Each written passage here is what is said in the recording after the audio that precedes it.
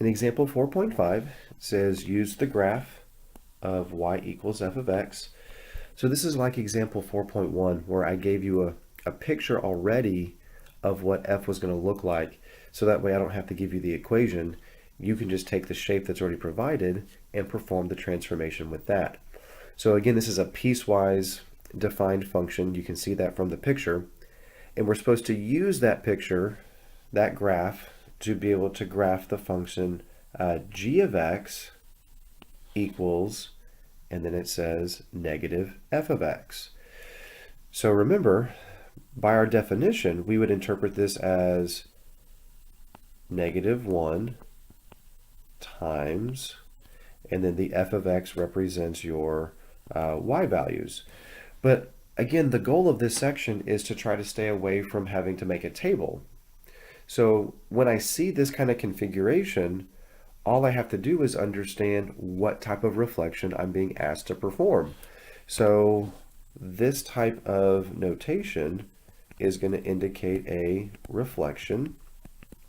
Now again, I know it's a reflection because it's a multiplication by negative 1, but it's specifically a reflection over the x-axis. So there is more than one way to achieve a reflection. I'm going to show you one way here. Since we're reflecting over the x-axis, I'm going to use a dashed line to represent the axis of reflection. So you can think of this being where the mirror is placed on this graph.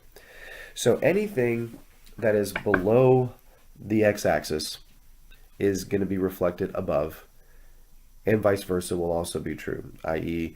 anything that's above the x-axis will be reflected below the x-axis. So I'm going to start with one of my key points. That would be the point here at negative 2, negative 1.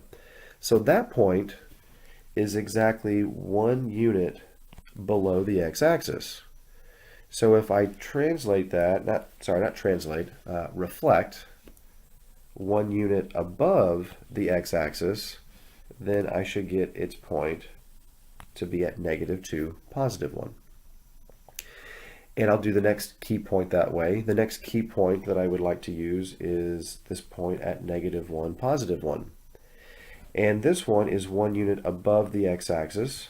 So if I reflect it 1 unit below the x-axis, it will be located at negative 1, negative 1. My next key point is at 1, 3. That will be reflected below the x-axis at 1, negative 3. And then the final key point at 2, 2 will be reflected over the x-axis to be located at 2, negative 2. And since this original function was created with all straight lines, I will then use straight lines to connect my points. And this is the graph of G. You have to imagine that those are straight. I don't have a ruler with me, so that's the best that I can do, but that's how you would reflect over the x-axis.